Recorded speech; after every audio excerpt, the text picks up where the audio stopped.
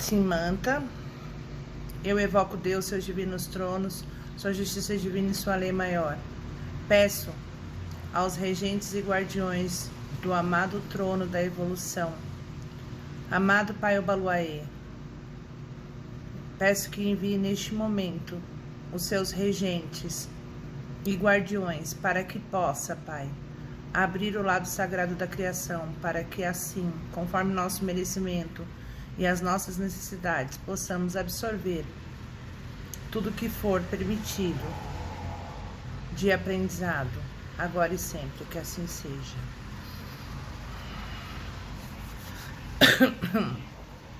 Bom, vamos lá.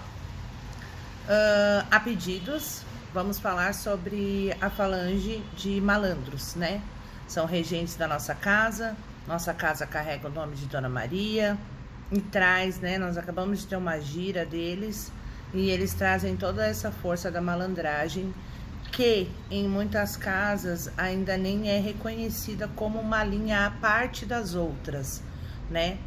Não, nós vamos chegar nesse ponto e aí vai, né, tentar esclarecer um pouquinho, porque assim como outras coisas dentro da nossa religião, a malandragem também entra de forma pejorativa, também entra com um preconceito, vamos dizer assim.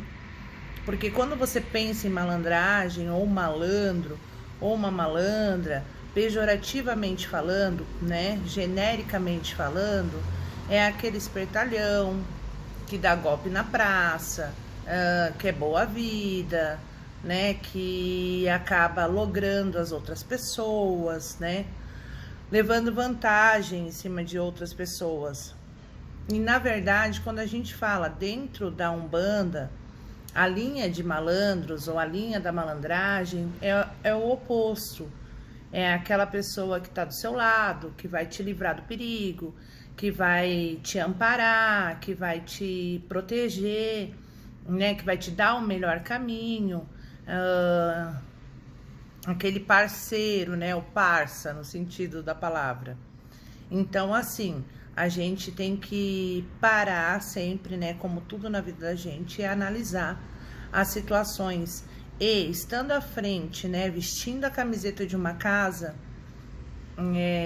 de Umbanda, a gente tem que estar preparado para responder, né, todas essas críticas, esses preconceitos, não só dessa linha, mas como de muitas outras. Então, vamos tentar esclarecer um pouquinho. Eu vou tentar contar mais ou menos como chegou, né, a linha de malandros dentro da Umbanda. E vou contar também a minha experiência com a linha de malandros, né? O como chegou a estar à frente da nossa casa duas Marias Navalhas, né? Mais toda a falange da malandragem. Então, vamos por partes. Primeiro, Zé Pilintra, de longe, é o mestre juremeiro, né? É um dos mais famosos dentro da linha de malandro, é o regente, né? O chefão, né? O Zé Pilintra, ele é um dos mais conhecidos, vamos dizer assim. Não mais, né? Não o chefão, mas um dos mais conhecidos. Mas há muitos. Na falange de malandro, há muitos e muitos e muitos e muitos malandros. Engana-se quem pensa que é Zé alguma coisa ou Zé Pilintra é o único que reina. Não.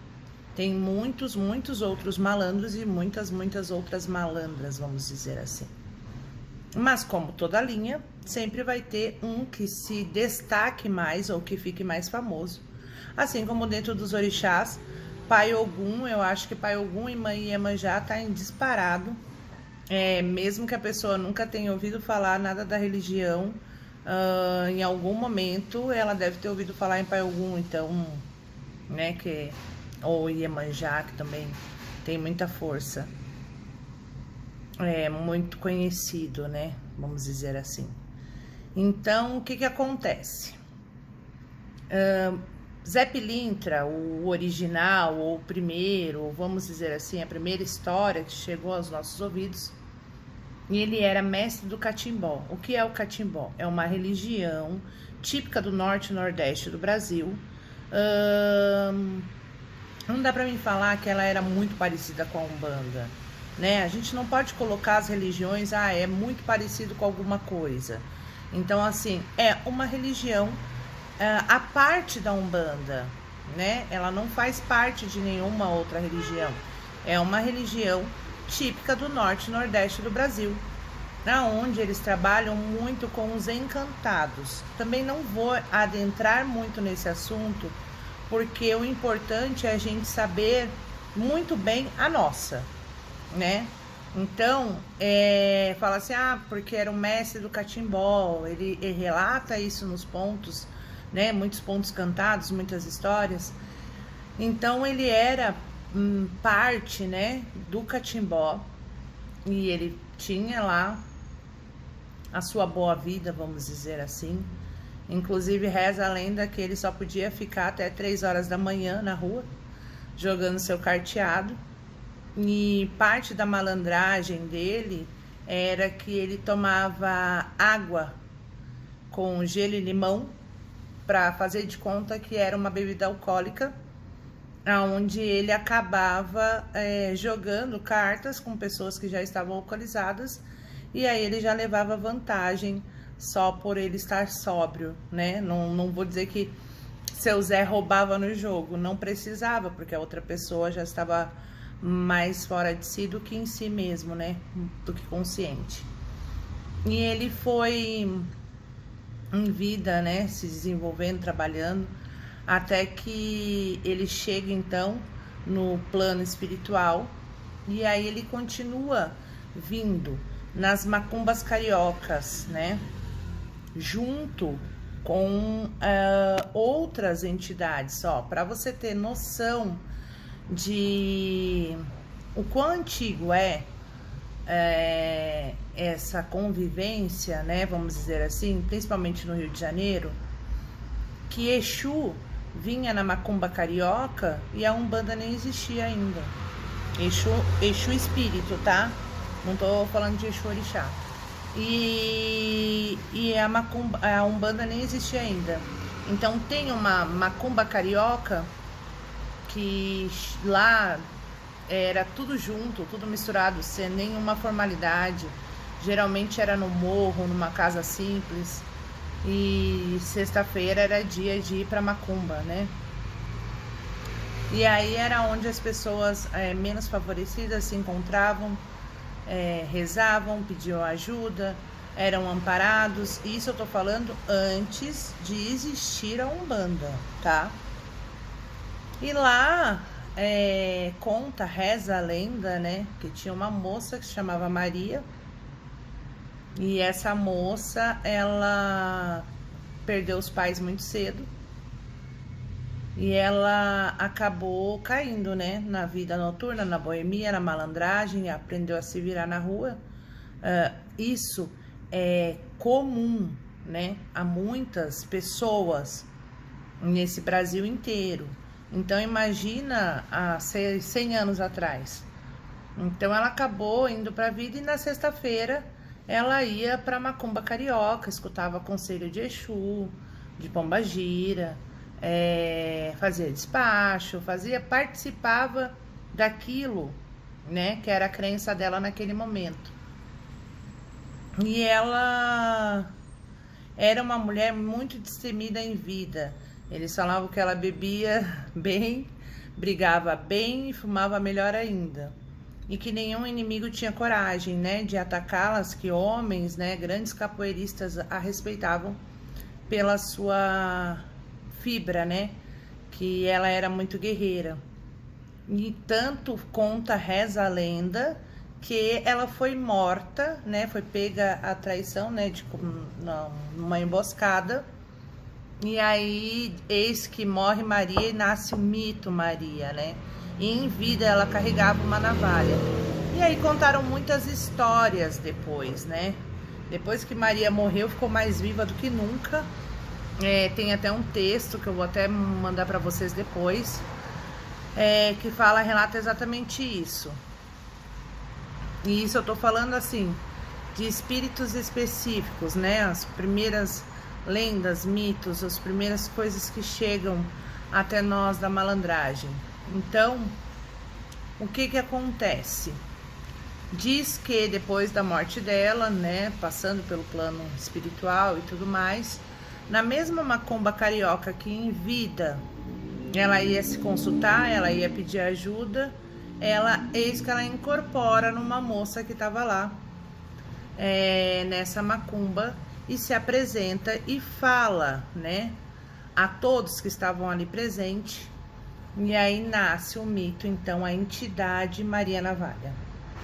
E tem um ponto dela também muito antigo, que depois eu passo para vocês, me lembrem se eu não passar, relatando exatamente essa energia de Dona Maria. Diz que depois ela se encontrou com seu Zé, enfim.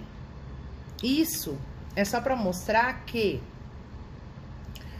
as entidades, as falanges, né, não são nossas, estão conosco, estão caminhando, estão evoluindo. E elas não são propriedades, se nem nossas, nem da religião, nem de ninguém. Então, assim, só para a gente ter noção que havia já manifestação mediúnica, havia já esse mestre da Jurema, né, esse mestre do catimbó, havia então na macumba carioca nomeada como Pombagira, Dona Maria Navalha, e depois, com o nascimento da Umbanda, com a fundamentação, vamos dizer assim, né, dessa nova religião, como tudo, gente, tudo na Umbanda entra pela esquerda, tá? Se o dirigente da casa não sabe o que entra pela esquerda, fica lá na esquerda. Então, com a falange de malandros não poderia ter sido diferente. Eles chegaram, né, se aproximavam dos seus médiums, e se o dirigente tinha uma percepção que era Exu, colocava na gíria da esquerda. Se ele percebia que de repente não era bem um Exu, era mais para um baiano virado, uma baiana virada na esquerda, ele acabava deixando trabalhar, então na linha de baiano. E assim seus Zés, todos os seus Zés, todas as Marias da falange de malandros foram quietinhos, malandramente adentrando, né, as casas e mostrando o seu valor. Porque especificamente o que né, qual o fundamento da falange de malandro? Isso é uma opinião pessoal minha, tá? Eu acho que é acolher, sabe? Juntar pessoas diferentes, juntar minorias, né? Acolher a tudo e a todos.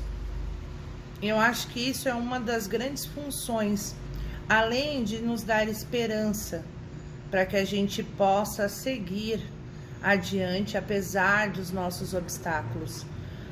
Por exemplo, Dona Maria Navalha, que rege a nossa casa, né, as duas, ela nunca impôs a sua presença. Na minha vida mediúnica, vamos dizer assim, no meu desenvolvimento mediúnico, em gírias do seu Zé, era chamado todos os Zés. O meu Zé vinha, trabalhava um pouco, né, o tempo que dava. No primeiro ponto de Maria, ele virava, né, ele desincorporava e dava a vez para Dona Maria. Quando não, era gíria de baiano, eu trabalhava com o seu Severino. Lá pelas tantas, na metade da gíria de baiano, ele acabava pedindo, né, para o chefe do terreiro para que a menina pudesse vir, né? E aí ele falava: a mulher pode vir, mas é baiana? Mas é malandra. Ele só respondia isso. E ela vinha, trabalhava, fazia o que tinha para fazer. Hoje eu sei que ela estava me preparando, na época não entendia, mas ela nunca se impôs, por exemplo. O que eu quero dizer com isso? Gira de baiano. O baiano vinha pedir a licença para ela. Ela adora trabalhar com o batom dela, adora o chapéu dela, adora a navalha dela, sabe assim? São elementos de trabalho da linha, né, do arquétipo. Mas ela sabia que ela estava numa gira de baiano, ela sabia que ela estava ali com um propósito, então ela nunca se impôs, nunca precisou. Ah, tá, agora eu cheguei em terra, eu quero isso, quero aquilo, quero aquele outro. Não, pelo contrário, ela fazia o trabalho dela ali, ó, na malandragem.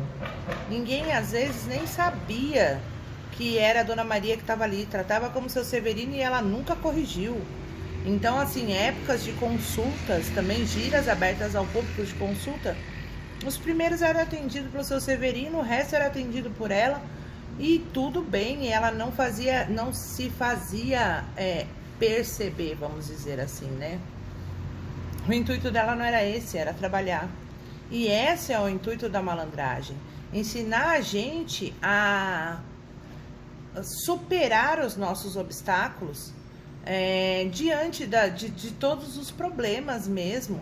Você ter jogo de cintura, você ser honesto com você ser honesto com o próximo, você saber se desenrolar de situações que desnecessárias, desgastantes no seu dia a dia e que de repente você não consegue. E isso é um arquétipo da própria linha de malandragem, de estar próximo a quem tem menos.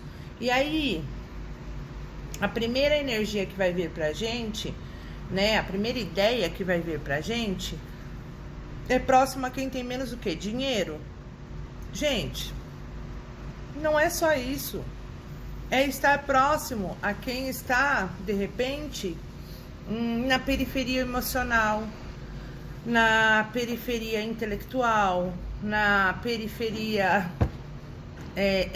familiar, né? Então, assim, tem tantas coisas que a gente é carente, tem tantas coisas que a gente vive à mercê, vamos dizer assim, né? Então, a malandragem, ela traz muito essa energia de ganhou um limão, faz uma limonada. Bom, gente, voltando a falar um pouquinho mais desse arquétipo, então eles trazem, né, vamos falar agora da parte de fundamentação, né, da linha de malandro. Eles trazem a regência de Pai Oxalá, de Pai Ogum, de Mãe Oxum e Mãe Iansã, né, são os 4 principais, vamos dizer assim, regentes. Ah, mas não tem um malandro de Oxóssi? Tem. Não tem um malandro de Omolu? Tem também. Então, assim, lembra, quando a gente fala de falange, existe dentro dessa falange espíritos regidos, né, fatorados por todos os outros orixás. Mas o principal é Pai Ogum, Pai Oxalá, Mãe Oxum e Iansã. Quando eu falo assim os principais, o que eu quero dizer com isso? Vamos lá. Hipoteticamente, como são formadas as falanges, né? Eu desencarno, e aí por atração, por afinidade, eu acabo sendo levada para adentrar a uma falange de malandros. Qual é a única obrigatoriedade, vamos dizer assim? Em vida, na minha coroa mais forte, eu tenho que ter Oxum, ou Iansã, ou Ogum, ou Oxalá, para que energeticamente eu possa me ligar a essa falange, né? Estar fatorada dentro de dessas energias. Ah, mas e se eu for filha de Oxum com Omolu, por exemplo, na essência, tá?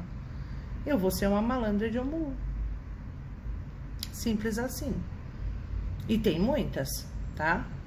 Tem muitas que levam, né, preto, noite, como seu camisa preta, né? são ligados a Pai Omulu, por exemplo. Mas isso são características específicas, né, de cada espírito que vier contar seus fundamentos, suas histórias, como diz, seus mistérios, né? Então, assim, nada melhor do que você conversar diretamente com a sua entidade. O que é importante a gente saber de modo geral? No que eles vão poder nos ajudar, né? Na proteção, no dia a dia, no nos defender, nos amparar. Eles são muito próximos da gente, eles têm os mesmos sentimentos, vamos dizer assim, que nós. Eles vão estar nos amparando dentro das nossas necessidades mais básicas, né? Principalmente no nosso emocional. Se engana aquela pessoa que pensa que pode colocar na conta, né, de qualquer entidade, mas principalmente de malandro, os seus erros, os seus desvios de caráter, os seus vícios, né? Isso é nosso. E a malandragem está aí exatamente para nos tirar desse caminho, para nos mostrar uma outra caminhada. Como diz Dona Maria, não quero ser santa não, santa vira gesso e vai para o altar. O que ela quer dizer com isso, gente? Ela quer dizer assim, que ela está muito longe, né, de se tornar um ser de luz, muito longe da angelitude. E ela não está desdenhando, ela está dizendo que ela ainda tem que caminhar muito, em que ela é feliz aonde ela está, né? Nessa última gira mesmo que a gente teve, eu comentei com algumas pessoas que a gente nunca tinha feito nada, não é nem questão de ser mais especial, mas a gente nunca tinha feito nada mais elaborado para a linha de malandros, né? Eu já tinha feito uma festa, uma gira mais elaborada para baiano. A gente faz as giras de Herê, a gente faz as giras de Exumirim e acaba levando alguns outros, né? Muitos outros elementos, né? Então acaba parecendo uma festa. E eu nunca tinha feito nada para malandragem, nada assim. E aí me surgiu essa necessidade de fazer algo mais elaborado para eles. E a gente fez, ficou coisa mais linda, como tudo, né? Na casa, eu tenho um orgulho muito grande da nossa família, porque de grão em grão a galinha enche o papo e todos são muito caprichosos, empenhados, esforçados, né? Eles não medem esforços mesmo e fica tudo muito lindo, muito farturento, como diz as entidades, né? Tudo muito farturento aqui. E isso é muito bacana. Só que então, quando ela chega em terra, de novo, tá, gente? Não é questão de desdenhar nem nada. Mas eu fiz assim, ô Dona Maria, gostou da festa? Né? Inocente. Gostou da festa? Ela falou, ô minha filha, não preciso de festa não, eu sou a festa. Aonde eu chegar tem festa, né? Eu faço a festa. E é bem isso mesmo, é você buscar coisas melhores para sua vida, mas sem se desfazer do que você já tem. Procurar evoluir, crescer, mas agradecendo aquilo que você já tem. É nesse sentido que Dona Maria disse assim, eu não preciso que você faça algo além, porque aonde eu estiver eu vou fazer o meu melhor, né? E tem outra característica dela também que é muito legal, que eu agora acabei lembrando, aonde um dia em conversa foi falado em dinheiro, né, em pataco, né?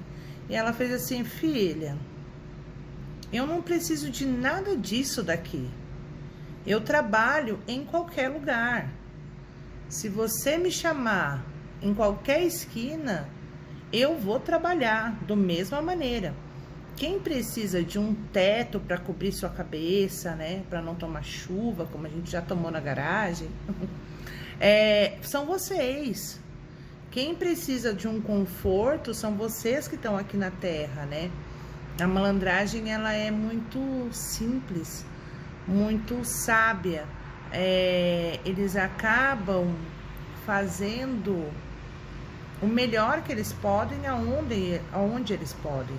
E é esse tipo de energia que a gente tem que trazer pra gente. Ah, mas parece muito conformismo, né? Parece uma conversa de gente que já tá conformada com o que tem. E não é isso. Mas pensa, eles lidam com pessoas, né? Lidavam em vida, lidam agora, enquanto falange, que já não tem mais nada. E aí, quando eu falo que não tem mais nada, eu não tô falando só do financeiro em si. Eu não tô falando desse tipo de carência, né? Eu tô falando de pessoas que às vezes só têm dinheiro. Conheço muitas pessoas que só têm dinheiro e estão atrás, estão carentes daquilo que o dinheiro não compra. E é esse tipo de energia, esse tipo de trabalho que a gente tem que buscar, né, para nossa evolução, e que a malandragem vai nos ajudar naquilo que o dinheiro não pode comprar. Quando tem um ponto do seu Zé que diz trabalhar para quê? Se eu trabalhar eu vou morrer. É nisso. Você vai morrer, às vezes, trabalhando, juntando bens. E isso, pelo amor de Deus, gente, não tô falando que dinheiro não é necessário, tá? Eu estou dando um exemplo que às vezes a gente corre tanto atrás de algo e coloca nesse algo como essencial para a felicidade, que quando você atingir, você já não vai ter tempo para usufruir. Então, quer dizer, você passou aí 20, 10, 15, um ano, um mês, um dia da sua vida importa. Se tiver no propósito errado, se tiver na energia errada, você perdeu um dia de ser feliz. Então, assim, peça para que a linha de malandros traga, assim, pra gente, pra mim, pra você, pra todo mundo, o sol quando tiver um dia nublado, sabe? Que a gente possa enxergar as oportunidades, que a gente possa reconhecer as oportunidades, que a gente possa tirar sempre o melhor. É aquela história do copo. Seu copo tá meio vazio ou tá meio cheio? Né? Como tá o seu copo? Então, assim, aí eu vou começar a puxar muitas frases de efeito, né? Muito clichê, e não é esse o intuito, mas é isso que a malandragem vem trazer pra gente, além de juntar todas as minorias, todas as pessoas que são colocadas, marginalizadas, colocadas de lado perante a maioria, são marginalizadas, são separadas mesmo. A falange inteira de malandros, ela traz isso com elas. Você importa, você é importante, você faz parte, essa camaradagem deles. Por isso que eles são tão populares, né? Porque a gente acaba se sentindo pertencente a algo, e a gente acaba como se enxergasse uma luz no fim do túnel. Porque eu vou falar por mim e vocês aí falem por vocês, tá? Para e pensa. A retidão e a sabedoria de um caboclo e de um preto velho. Quem aqui se acha, né? Aqui, nós, encarnados, passando aqui pelas provinhas. Quem aqui se acha tão já sábio, né? Tão já ponderado, equilibrado, né? Resiliente, a ponto de chegar perto de um caboclo, de um preto velho, que já não precisa nem reencarnar mais, que eles já passaram por esse processo de reencarnação. Então, assim, se estamos encarnados e eles já não têm mais necessidade de encarnar para evoluir, então a gente já está em desvantagem, certo? Não quer dizer que a gente não vai chegar um dia, né, no mesmo patamar, mas estamos longe disso. Então, quando eu olho para um preto velho, eu vou respeitar toda a sabedoria dele, mas comparando a caminhada dele com a minha, eu sei que eu ainda tenho muitos passos para dar. Diferente de uma falange de Exu, de Pombagira, ou até mesmo da falange de malandros que a gente está conversando agora. É como se eles fossem gente igual a gente, né? Brincando assim, que lógico que todos são. Mas eles estão mais próximos de nós. Então, assim, por mais que eles tenham mais sabedoria, por estarem do outro lado, por serem entidades, por já terem se galgado, né, seus passos na evolução em si, quando eu vejo seu Zé e Dona Maria com cigarro na mão e com um copo de cerveja, por mais que eu sei, e vou passar, né, para quem não sabe, que não são eles que precisam beber e fumar, que eles usam isso de atrativo para outras energias, para outros espíritos, não é por vício próprio que eles usam, né? Esses elementos eles usam por conta dos fatores que a gente já conversou e tudo mais, mas me deixa assim, com menos peso na consciência, vamos dizer assim. Então, quer dizer, no final de semana, quando você for tomar sua cervejinha, você não vai pensar que tá perdendo seu lugar no céu, sabe? Que tá atrasando sua evolução, porque você tem uma referência dentro da religião que diz pra você assim, tá tudo bem, um passo de cada vez, no seu tempo, né? Eu costumo falar assim, que eu já ouvi essa frase e não vou lembrar da onde agora neste momento, mas mais vale o que sai da sua boca do que o que entra nela, tipo assim, né? E essa proximidade, então, com gente da gente, com essa desculpa, com essa característica que todos os malandros têm em nos fazer pertencer, em nos dizer que somos importantes, em nos dizer que todo passo importa, que toda a ação gera uma reação, que não existe ninguém tão pequeno que não possa auxiliar, nem tão grande que não precise de ajuda, acaba nos equilibrando, nos igualando e dizendo sim, todos nós temos condições de chegar a algum lugar, né? Resta querer caminhar, resta querer andar. Então, é com essa energia que a gente precisa ver, né? É esse tipo de malandragem que a gente precisa trazer para nossa vida.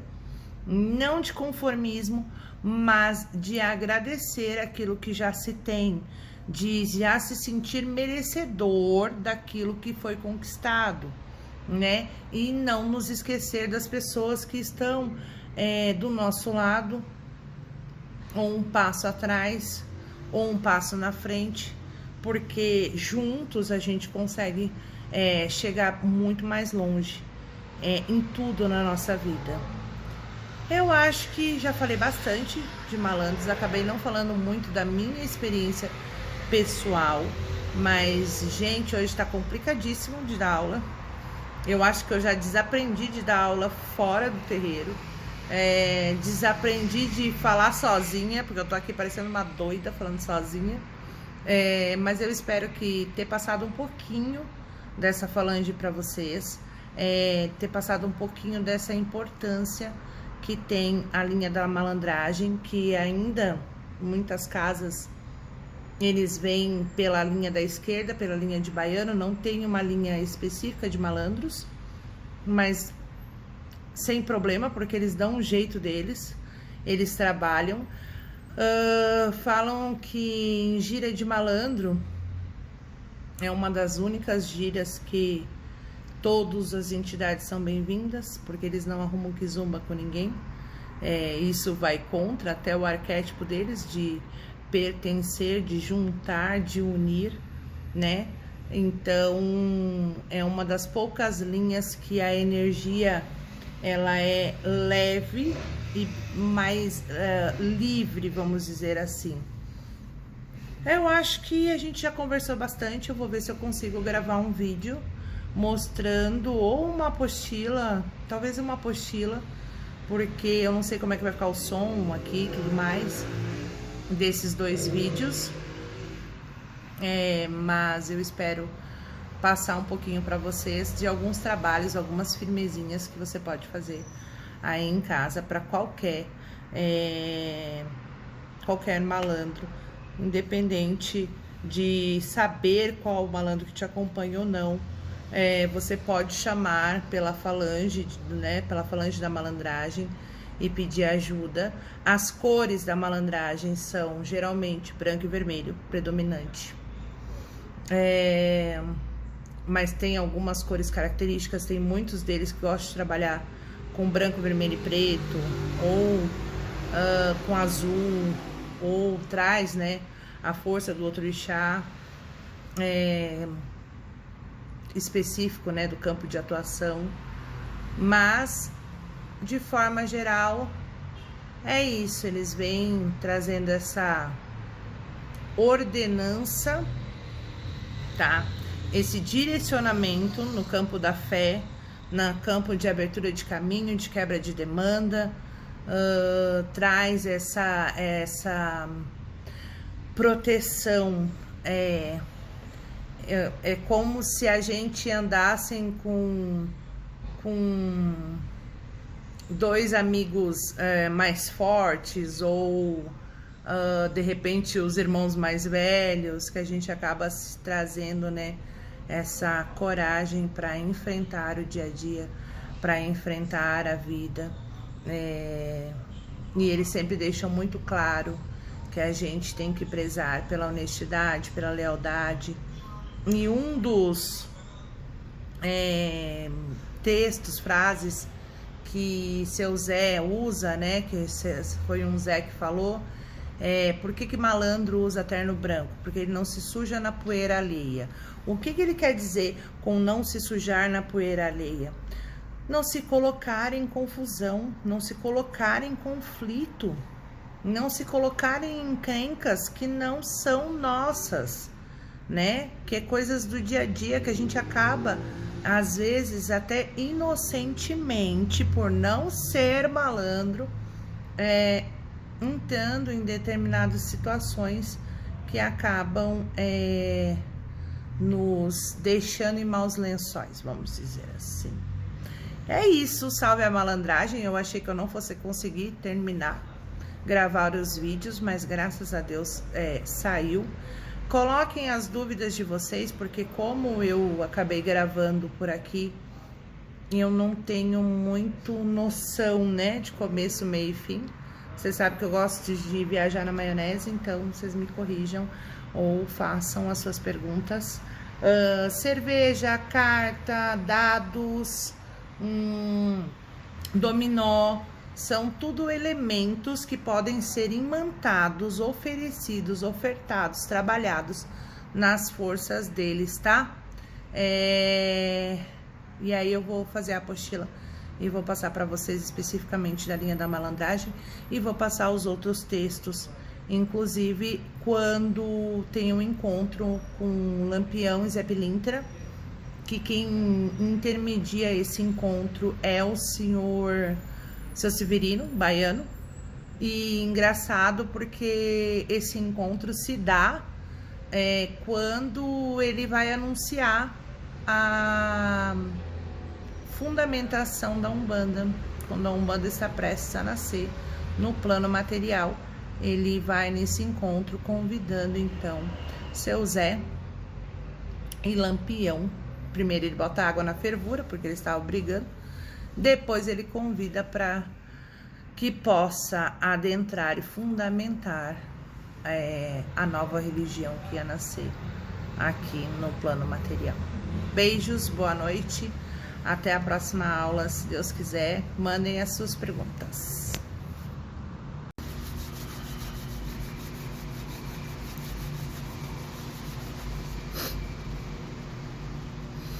Simanta, eu evoco Deus, seus divinos tronos, sua justiça divina e sua lei maior.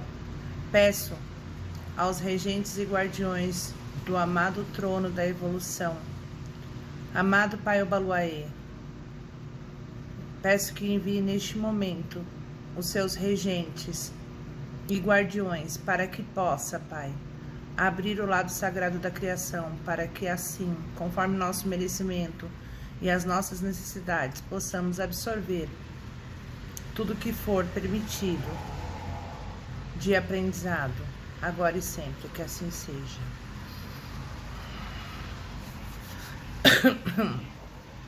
Bom, vamos lá.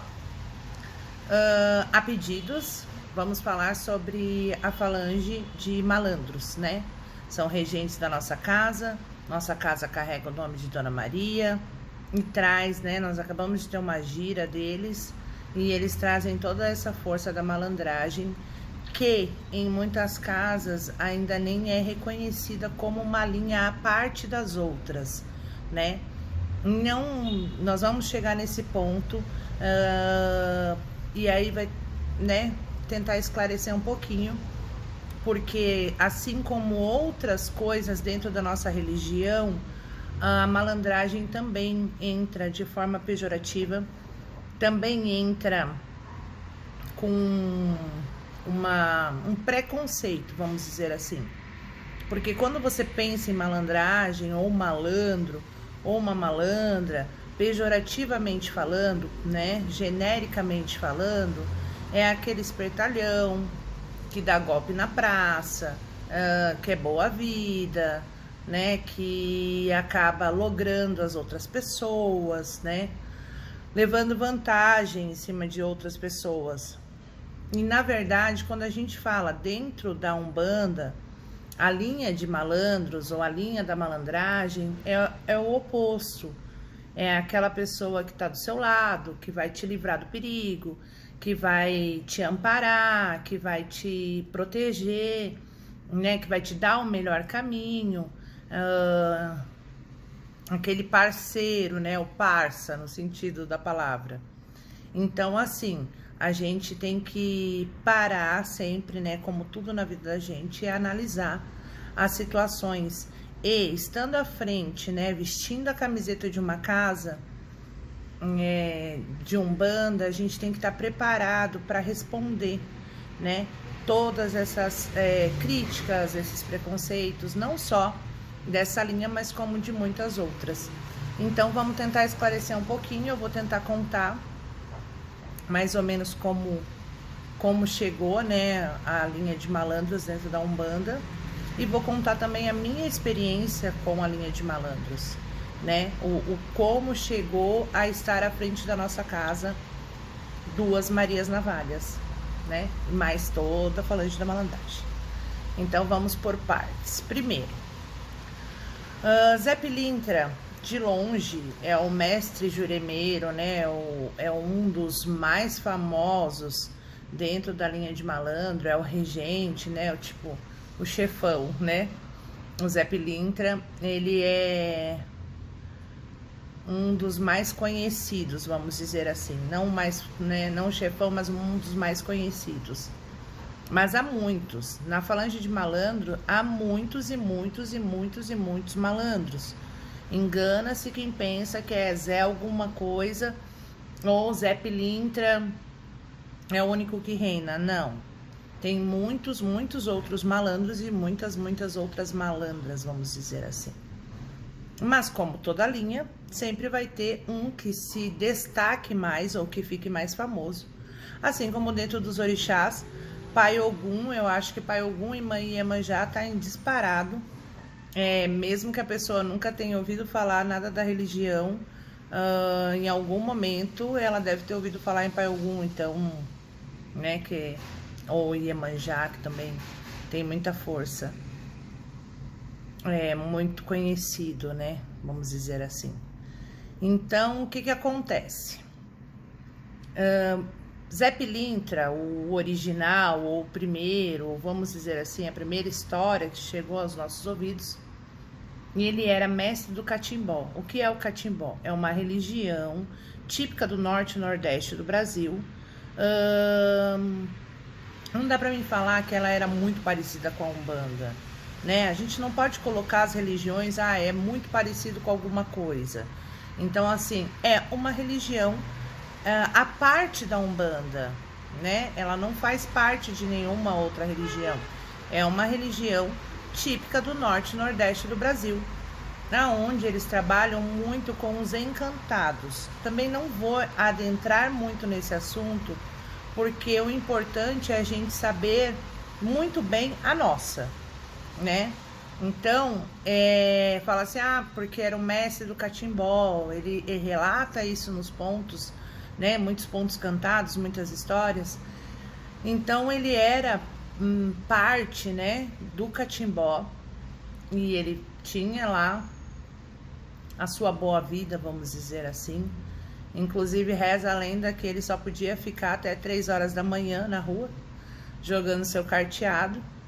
E parte da malandragem dele era que ele tomava água com gelo e limão para fazer de conta que era uma bebida alcoólica, onde ele acabava jogando cartas com pessoas que já estavam alcoolizadas, e aí ele já levava vantagem só por ele estar sóbrio, né? Não vou dizer que seu Zé roubava no jogo, não precisava, porque a outra pessoa já estava mais fora de si do que em si mesmo, né?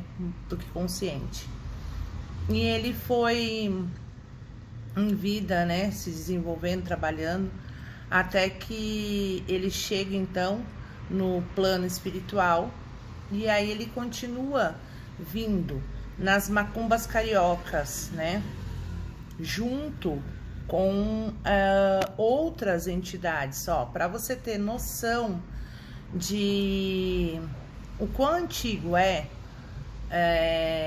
essa convivência, né, vamos dizer assim, principalmente no Rio de Janeiro, que Exu vinha na macumba carioca e a Umbanda nem existia ainda.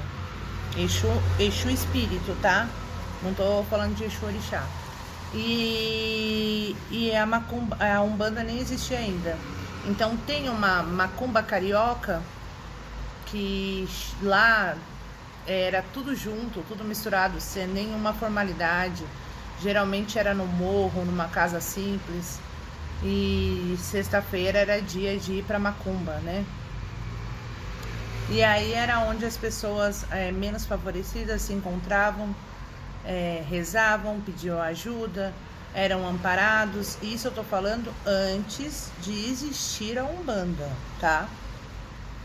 E lá reza a lenda, né, que tinha uma moça que se chamava Maria, e essa moça, ela perdeu os pais muito cedo, e ela acabou caindo, né, na vida noturna, na boemia, na malandragem, aprendeu a se virar na rua. Isso é comum, né, a muitas pessoas nesse Brasil inteiro. Então, imagina há 100 anos atrás. Então, ela acabou indo para a vida, e na sexta-feira ela ia para macumba carioca, escutava conselho de Exu, de Pombagira, fazia despacho, participava daquilo, né, que era a crença dela naquele momento. E ela era uma mulher muito destemida em vida. Eles falavam que ela bebia bem, brigava bem e fumava melhor ainda. E que nenhum inimigo tinha coragem, né, de atacá-las, que homens, né, grandes capoeiristas a respeitavam pela sua fibra, né, que ela era muito guerreira. E tanto conta, reza a lenda, que ela foi morta, né? Foi pega a traição, né? Numa emboscada. E aí, eis que morre Maria e nasce o mito Maria, né? E em vida ela carregava uma navalha. E aí contaram muitas histórias depois, né? Depois que Maria morreu, ficou mais viva do que nunca. Tem até um texto que eu vou até mandar para vocês depois, que relata exatamente isso. E isso eu tô falando assim, de espíritos específicos, né? As primeiras lendas, mitos, as primeiras coisas que chegam até nós da malandragem. Então, o que acontece? Diz que depois da morte dela, né, passando pelo plano espiritual e tudo mais, na mesma macumba carioca que em vida ela ia se consultar, ela ia pedir ajuda, eis que ela incorpora numa moça que estava lá, nessa macumba, e se apresenta e fala, né, a todos que estavam ali presentes. E aí nasce o mito, então, a entidade Maria Navalha. E tem um ponto dela também muito antigo, que depois eu passo para vocês, me lembrem se eu não passar,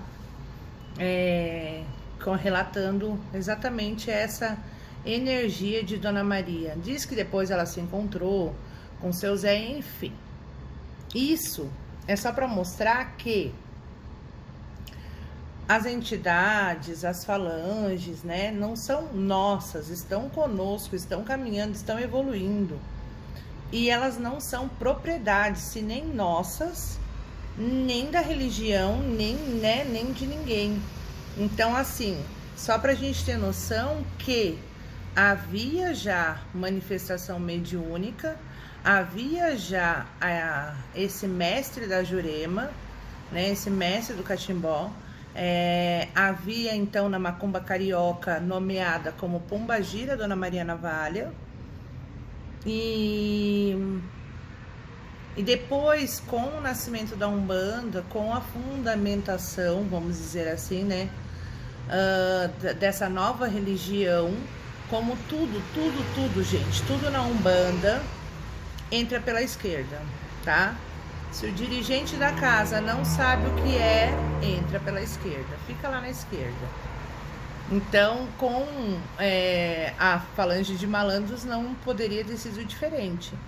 Eles chegaram, né, se aproximavam dos seus médiums, e se o dirigente tinha uma percepção que era Exu, colocava na gira da esquerda.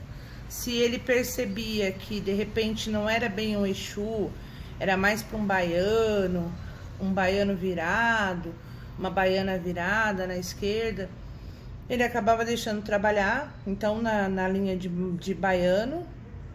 E assim, seus Zés, todos os seus Zés, todas as Marias da falange de malandros foram quietinhos, malandramente, adentrando, né, as casas e mostrando o seu valor.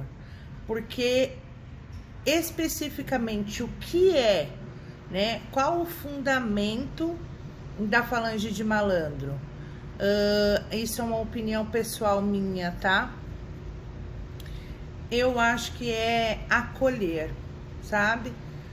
Juntar pessoas diferentes, juntar minorias, né? Acolher a tudo e a todos. Eu acho que isso é uma das grandes funções, além de nos dar esperança para que a gente possa seguir adiante apesar dos nossos obstáculos. Por exemplo, Dona Maria Navalha, que rege a nossa casa, né, as duas, ela nunca impôs a sua presença. Na minha vida mediúnica, vamos dizer assim, no meu desenvolvimento mediúnico, em gírias do seu Zé, era chamado todos os Zés. O meu Zé vinha, trabalhava um pouco, né, o tempo que dava. No primeiro ponto de Maria, ele virava, né, ele desincorporava, e dava a vez para Dona Maria. Quando não, era gíria de baiano, eu trabalhava com o seu Severino, lá pelas tantas, na metade da gíria de baiano, ele acabava pedindo, né, para o chefe do terreiro, para que a menina pudesse vir, né? E aí ele falava, a mulher pode vir, mas é baiana? É, mas é malandra. Ele só respondia isso. E ela vinha, trabalhava, fazia o que tinha para fazer. Hoje eu sei que ela estava me preparando, na época não entendia, mas ela nunca se impôs, por exemplo. O que eu quero dizer com isso? Gira de baiano. O baiano vinha pedir a licença para ela. Ela adora trabalhar com o batom dela, adora o chapéu dela, adora a navalha dela, sabe assim? São elementos de trabalho da linha, né, do arquétipo. Mas ela sabia que ela estava numa gíria de baiano, ela sabia que ela estava ali com um propósito, então ela nunca se impôs, nunca precisou. Ah, tá, agora eu cheguei em terra, eu quero isso, quero aquilo, quero aquele outro. Não, pelo contrário, ela fazia o trabalho dela ali, ó, na malandragem. Ninguém, às vezes, nem sabia que era a Dona Maria que estava ali, tratava como seu Severino e ela nunca corrigiu. Então, assim, épocas de consultas, também giras abertas ao público de consulta, os primeiros eram atendidos pelo seu Severino, o resto era atendido por ela, e tudo bem, e ela não se fazia perceber, vamos dizer assim, né? O intuito dela não era esse, era trabalhar. E esse é o intuito da malandragem, ensinar a gente a superar os nossos obstáculos, diante de todos os problemas mesmo. Você ter jogo de cintura, você ser honesto com você ser honesto com o próximo, você saber se desenrolar de situações que desnecessárias, desgastantes no seu dia a dia e que de repente você não consegue. E isso é um arquétipo da própria linha de malandragem, de estar próximo a quem tem menos. E aí, a primeira energia que vai vir pra gente, né, a primeira ideia que vai vir pra gente é próximo a quem tem menos o quê? Dinheiro. Gente, não é só isso. É estar próximo a quem está, de repente, na periferia emocional, na periferia intelectual, na periferia familiar, né? Então, assim, tem tantas coisas que a gente é carente, tem tantas coisas que a gente vive à mercê, vamos dizer assim, né? Então, a malandragem, ela traz muito essa energia de ganhou um limão, faz uma limonada.